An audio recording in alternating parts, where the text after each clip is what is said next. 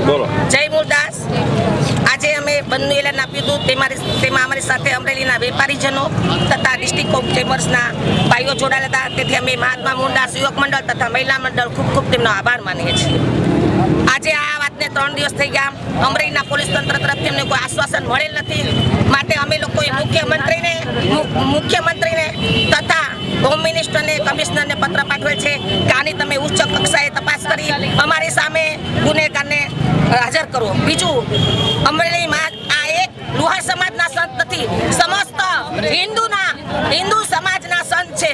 અને આ સંતના મહાત્માના બિરુદ પામેલા હિન્દુસ્તાનમાં 2 જ છે, પોરબંદરના અને અમરેલીના. બાકી તો ભગત સંત શિરોમણીને પૂજ્ય છે. એટલે અમરેલીની શાન છે. અને આની સામે અમને યોગ્ય જ્યાં સુધી જવાબ મળે ત્યાં સુધી મહિલા મંડળની અચોક્કસ મુદતની ઉપવાસની કામગીરી શરૂ રહેશે. જય મૂળદાસ બાપા.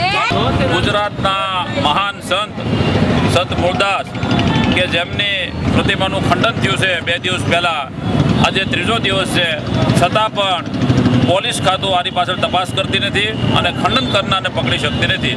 આજે 3 દિવસથી મોટાભાગના બહેનો પુરુષો બધાએ પ્રતિક ઉપવાસ ઉપર બેઠા છે, ત્યારે પોલીસ ખાતાએ પણ તાત્કાલિક તપાસ કરવી જોઈએ. સંતો મહંતો છે એ સમસ્ત હિન્દુ સમાજના છે, કોઈ એક જ્ઞાતિના નથી. અને સમસ્ત હિન્દુ સમાજ આ બાબતમાં આ લોકોની સાથે છે.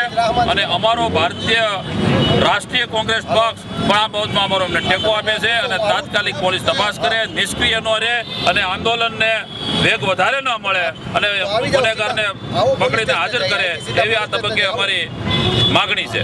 હા, અમરેલીના મહાન સંત ગુજરાતના શિરોમણી મૂળદાસની પ્રતિમાને ખંડિત કરવાના કૃત્યને સખત શબ્દોમાં વખોડી કાઢ્યું છે. ગુજરાતની જાગૃત સરકાર નંબર 1 ગણાતી સરકારને હું પૂછવા માગું છું કે આતંકવાદી કાળુપુરના રેલવે સ્ટેશન ઉપર ઉતરે એટલે તમને ખબર પડી જાય. અને આવા મોટા સંતની મૂર્તિ ખંડિત કરવામાં આવે, પોલીસ સ્ટેશનની સામે ખંડિત કરવામાં આવે, છતાં પણ તમને ખંડિત એનો ખ્યાલ નથી આવતો. 3 દિવસ થવા આવ્યા છે, હજુ પણ આરોપીઓ પકડાતા નથી.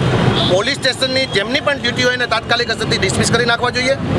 અને પોલીસ સ્ટેશનની સામે આ મૂર્તિને ખંડિત કરવામાં આવી છે, એમાં કોઈ પણ જેને ખંડિત કરનાર આ કૃત્ય કરનાર વ્યક્તિ છે એમને ધરપકડ કરીને સંત મૂળદાસની પ્રતિમાની સામે કોર્નારથી વીંજવા જોઈએ એવી અમારી માગણી છે. કારણ કે આ સંતને ખંડિત કર્યા નથી, આ અમરેલીની પ્રજાને ખંડિત કર્યા છે.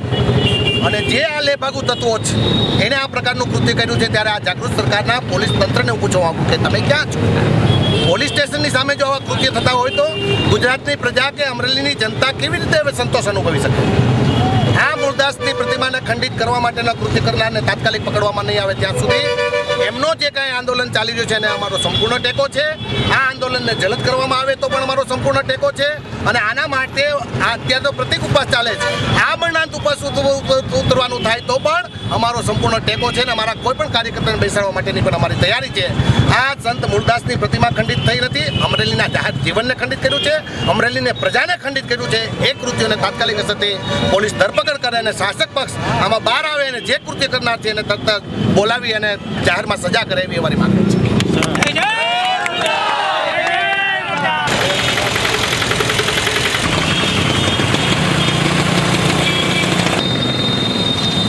બે મિનિટ.